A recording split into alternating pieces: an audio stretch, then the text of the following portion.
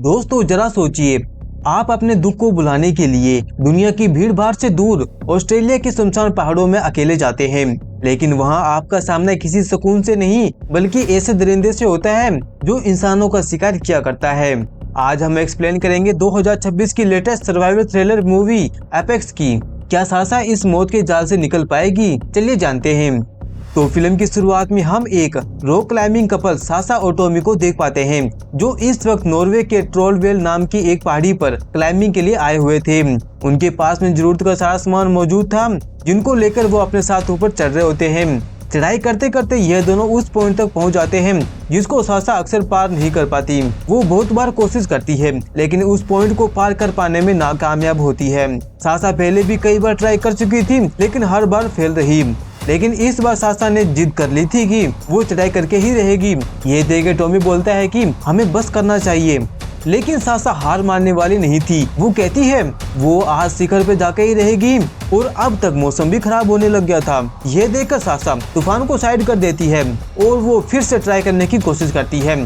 सासा का दिमाग काम नहीं कर रहा था, उसके ऊपर जुनून सवार था, लेकिन टॉमी अपना दिमाग यूज करके वहीं पर ही टेंट लगा देता है। लेकिन जैसे जैसे तूफान बढ़ने लग गया था, उनके ऊपर मुसीबत भी बढ़ने लग गई थी, और अब इनके पास में वापस नीचे आने के अलावा कोई और ऑप्शन नहीं था।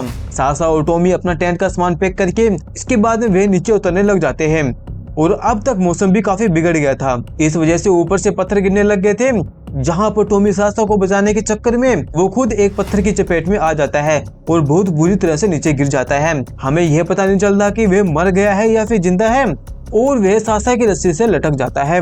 और सासा बच गई थी, वो बहुत बड़ी मुसीबत के अंदर फंस गई थी। सासा अपनी जान बचाने के लिए टॉमी की रस्सी को छोड़ देती है।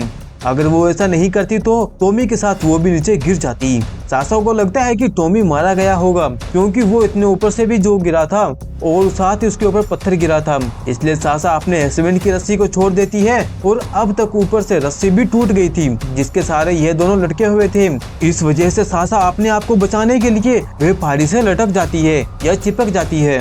इसके बाद में यहाँ से सीन शिफ्ट होता है और हमें 5 महीने बाद का सीन दिखाया जाता है, जहाँ पर हम सासा को देख पाते हैं जो एक बहुत ही बड़ी ट्रॉमा से गुजर रही थी। वो अपने पुराने हादसे के गम को भुलाने के लिए दुनिया से दूर ऑस्ट्रेलिया के इन खतरनाक पहाड़ों में अकेले वक्त बिताने के लिए आई थी। सासा कोई आम लड़की नहीं बल्कि एक प्रो लेवल रॉक क्लाइंबर है, और उसे लगता है कि ऊंची चट्टानों पर चढ़ना ही उसे सुकून देगा।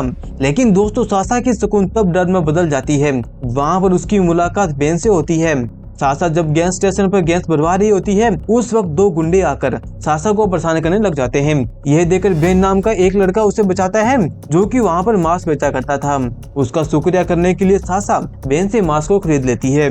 इसके बाद में सासा पास ही के रेंजर स्टेशन पर जाती है और अपना नाम नोट करवाती है, जहाँ पर रेंजर उसे जंगल में जाने से मना करता है क्योंकि वे खतरनाक था। और हम वहाँ पर कई सारे लोगों की लापता होने की फोटो भी देख पाते हैं। सासा इसको इग्नोर कर देती है क्योंकि उसे खतरा पसंद है। इसके बाद में जब सासा गाड़ी में बैठकर अपना मैप चेक करती है तो उसका जीपीएस काम नहीं कर रहा था, और तो और मैप में उसे कुछ समझ में भी नहीं आ रहा था। जहाँ सासा बेन से मदद मांगती है जहाँ पर सासा को जाना था। बेन उसे 2 रास्ते बताता है, एक इजी और दूसरा हार्ड। यहाँ पर सासा और ज्यादा एंजॉय के लिए हार्ड रास्ता चुनती है। उसके बताए अनुसार सासा उस जगह की तरफ निकल पड़ती है। रात होने से पहले सासा एक जगह पर टेंट लगाती है। तभी पीछे पीछे हम उसी हंटर को देख पाते हैं जो सासा को स्टेशन पे परेशान कर रहे थे। सासा समझदार थी, इसलिए वो चुपचाप अपनी गाड़ी में आके बैठ जाती है और अपनी सेफ्टी के लिए गाड़ी को लॉक कर देती है और अपने हाथ में एक पेपर स्प्रे ले लेती है। लेकिन इसकी जरूरत ही नहीं पड़ती क्योंकि वो सासा को परेशान किए बिना ही वहाँ से निकल जाते हैं। फिर नेक्स्ट मॉर्निंग सासा रिवर राफ्टिंग करती है और अपने बाकी दिनों को एंजॉय करती है।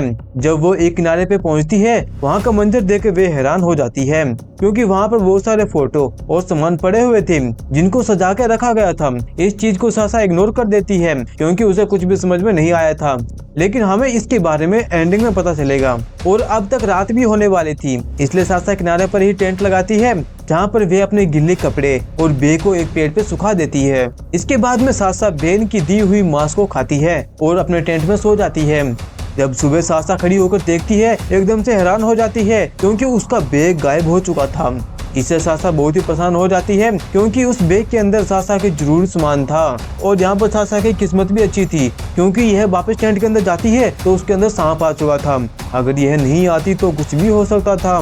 खैर कुछ देर इंतजार करने के बाद में सांप भाग जाता है और भी अपने सामान को समेट लेती है। इसके बाद में सासा अपनी बोट लेकर अपनी जर्नी को स्टार्ट करती है। तभी उसको एक बोट नजर आती है जहाँ चेक करने पर वो बेन का कैंप निकला जो गैस स्टेशन पर सासा को बचाया था। बेन को पाकर सासा यहाँ बहुत ही खुश होती है जहाँ सासा बताती है कि उसका बैग चोरी हो गया है जिसमें उसके जरूरी सामान था।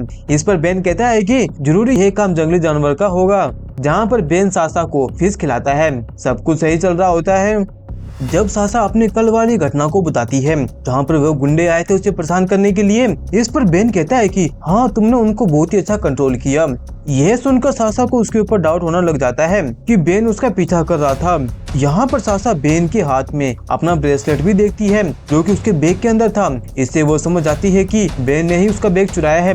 इसके बाद में यहाँ पर बेन अपना असली रूप दिखाता है। बेन उसका बैग लेकर आता है जिसके अंदर सब कुछ मौजूद था लेकिन बेन उसका फोन निकाल लेता है। इसके बाद में बेन एक क्रॉसबो और एक स्पीकर लेके आता है जिसमें वे गाना चला देता है। वो सासा को बताता है कि वो यहाँ किसी जानवर का नहीं बल्कि सबसे बड़ी मुश्किल शिकार का पीछा करने आया है और वो शिकार कोई और नहीं बल्कि वे खुद सासा है। यह सुनकर सासा का हाथ पैर फूल जाता है और एक शब्द भी नहीं निकलता। बेन उसे एक मौका देता है और कहता है कि मैं तुमको 5 मिनट देता हूँ, जाओ छुप जाओ या फिर भाग लो। 5 मिनट बाद में यह गेम शुरू होगा। अब बिना किसी हथियार के सासा पहाड़ों की तरफ भाग जाती है क्योंकि उसके अंदर वह प्रो थी। इसके बाद में अब यहाँ से शुरू होती है असली गेम यानी कि एपेक। बेन की बातें सुनने के बाद में सासा को काफी टेंशन हो जाती है कि उसका शिकार होने वाला है। इसी चक्कर में सासा झरने से नीचे गिर जाती है। इस वजह से उसका बोट भी डूब जाती है और इसमें वे घायल हो जाती है। जैसे तैसे करके सासा नदी से बाहर आती है और नदी के किनारे किनारे भागने लग जाती है। तभी उसको किसी फैमिली की बात करने की आवाज सुनाई देती है। यह सुनकर सासा मदद मांगने के लिए ऊपर चढ़ती है। वह जैसे ही ऊपर चढ़ती है हैरान हो जाती है क्योंकि वो आवाज बेन के फोन के अंदर से आ रही थी जो यहाँ पर रिवर में एंजॉय करने के लिए आए हुए थे। लेकिन बेन ने उनका भी शिकार कर डाला। तभी सासा के ऊपर बेन हमला कर देता है लेकिन किस्मत से सासा बच गई थी और वहाँ से वे भाग जाती है। बेन अब सासा के पीछे पड़ चुका था और उसके ऊपर लगातार तीरों से हमला कर रहा था। अब एक टाइम ऐसा आता है जहाँ एक तीर सासा के पैर में लग जाती है और वे सीधा नदी में जा गिरती है और अब सासा काफी घायल भी हो चुकी थी। वे नदी के सहारे काफी दूर तक चली गई थी। वे किसी तरह अपने आप को संभालती है और तैरते हुए किनारे तक आती है। वे किनारे पे आकर बैठ जाती है, अपना ड्रेस चेंज कर खाना पीना खाती है और वहाँ से फौरन ही निकल जाती है क्योंकि यहाँ पर बेन कभी भी आ सकता था। इसके बाद में सासा भागते भागते पहाड़ों के पास में आ जाती है और दरारों के बीच में से होते हुए ऊपर चढ़ने लग जाती है। लेकिन आगे रास्ता बंद होने की वजह से उसे क्लाइंबिंग करके ऊपर चढ़ना पड़ता है जहाँ पर आकर वो एक लंबी सांस लेती है। इसके बाद में वो बेन का पता लगाने के लिए दूरबीन से देखती है जहाँ पर उसे बेन की बोट नजर आ जाती है। ये देखकर सासा समझ जाती है कि बेन उसके पास है, इसलिए वे वापस दरार के अंदर छिप जाती है। लेकिन अब तक बेन ने सासा को देख लिया था बिना दूरबीन के, इसलिए वे ऊपर आ जाता है। लेकिन वहाँ पर उसे सासा नहीं मिलती, इसलिए वे वापस वहाँ से चला जाता है। कुछ देर बाद में सासा बेन की कैंप के अंदर पहुँच जाती है जहाँ पर सासा देखती है कि बेन बिना कपड़ों के नहा रहा था। यहाँ पर सासा का प्लान था कि वो बेन की बोट लेकर यहाँ से भाग जाएगी जिसके अंदर वो ऑलरेडी कामयाब होने वाली थी। लेकिन बेन सासा से 2 कदम आगे था। उसे पता था कि सासा उसकी बोट लेने जरूर आएगी, इसलिए उसके पास में उसने ऑलरेडी ट्रैप लगा दिए थे जिसमें सासा का पैर फंस जाता है और वे तड़पने लग जाती है। फिर बेन सासा को बाहर निकालने लग जाता है लेकिन अब तक सासा ने अपने हाथ में पेपर स्प्रे निकाल लिया था और मौका पाकर वे बेन के ऊपर हमला कर देती है। इसके बाद में सासा फौरन ही बेन की बू एंड एरो की तरफ भागने लग जाती है। लेकिन अब तक बेन ने पानी से अपना मुंह धो लिया था और बू एंड एरो को अपने हाथ में ले लेता है और उसे डराकर उसके हाथ से पेपर स्प्रे को फेंकवा देता है। इसके बाद में बेन सासा को उस ट्रैप से फ्री कर देता है। यहाँ पर सासा पूछती है क्या तुम कोई गेम वगैरह खेल रहे हो? जहाँ पर बेन कहता है कि नहीं, ये कोई गेम नहीं बल्कि एक रिचुअल है। बेन यहाँ यह भी बोलता है कि मैंने तुमसे पूछा था इजी या हार्ड वे, लेकिन तुम अपनी मर्जी से यहाँ पे फंसी हो क्योंकि तुमने हार्ड वे को चुना था। अगर तुम इजी वे को चुन लेती तो तुम अब तक अपनी मंजिल तक पहुँच जाती।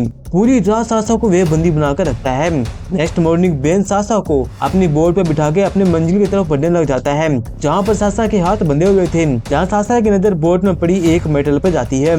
ये देख सासा उसे उठाने की कोशिश करती है, लेकिन तब तक बेन ने सासा को देख लिया था, इसलिए वे सासा को पानी में धक्का दे देता है और आगे का सफर ऐसा ही होता है। वे सासा को बोट के साथ घसीट कर आगे बढ़ता रहता है। इससे सासा की हालत काफी बिगड़ जाती है कि बाद में बेन सासा को एक गुफा के अंदर लेके आता है।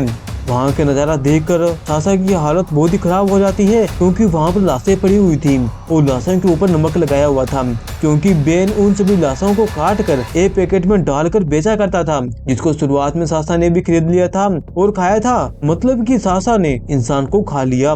वो सभी के साथ में ऐसा ही किया करता था, जब तो किसी को लाश नहीं मिलती। और ऐसा बेन इसलिए किया करता था क्योंकि बेन उन सब की स्पीड को कैप्चर करना चाहता था, लेकिन यह अभी तक नहीं हुआ। यहाँ पर बेन ने सासा के साथ में गेम खेला उसकी स्पीड को चेक करने के लिए, और जिसके अंदर वह पास हो गई, क्योंकि अब तो सासा ही एक ऐसी लड़की थी जो कि हिम्मतवर है, क्योंकि उसने उस गेम से फाइट किया। और यहाँ पर बेन कहता है कि वह अब सासा के लीवर खाने वाला है, इसलिए बेन सासा को अपने नकली दांत निकाल कर असली दांत दिखाता है, जिससे कि वह मांस खाया करता था।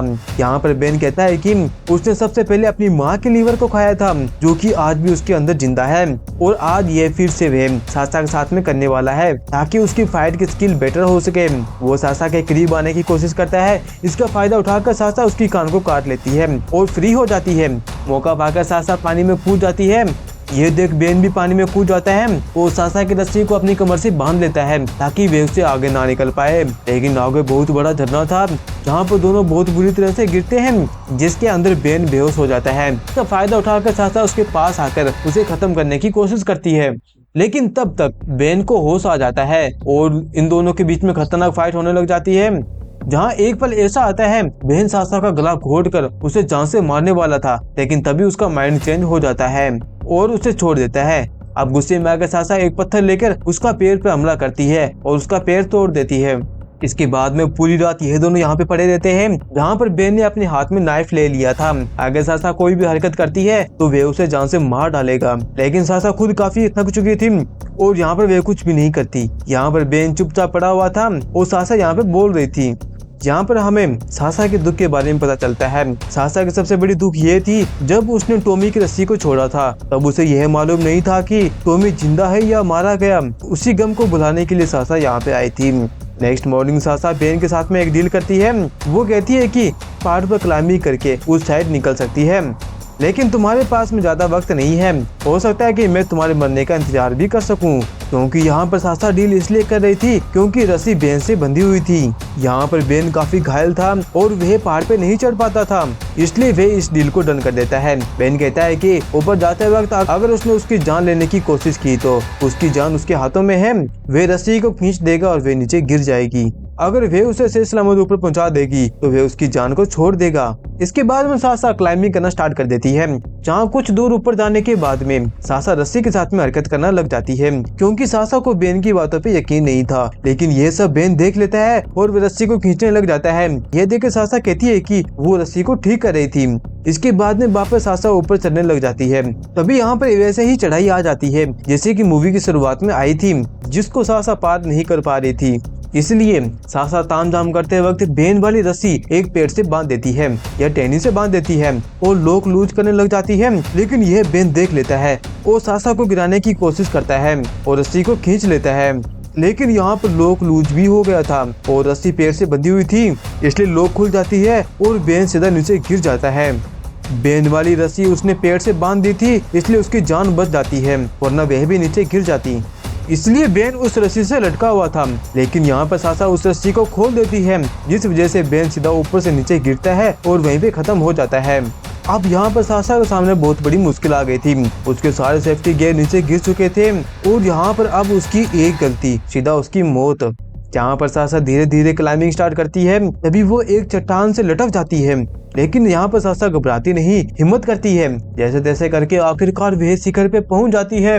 वो इस पहाड़ से तो बच गई थी, लेकिन इस जंगल से कैसे बच पाएगी, वे पार कैसे कर पाएगी। लेकिन यहाँ पर उसकी किस्मत काम कर जाती है। जंगल में उसे एक कार दिखाई देती है और वह कार इसे रेस्क्यू कर लेती है। इसके बाद में सासा सीधा रेंजर स्टेशन पर जाती है, जहाँ पर रेंजर को गुफा के बारे में बता देती है, जहाँ पर कई सारे लोगों की लाश पड़ी हुई थी। अब इस मूवी के एंडिंग में हम सासा को देख पाते हैं, जो कि समुद्र के पास में जाती है और टॉमी की कंपास को वहां पर फेंक देती है, जो कि उसका लकी कंपास था। तो दोस्तों, आपको ये मूवी कैसी लगी कमेंट में मुझे जरूर बताएं।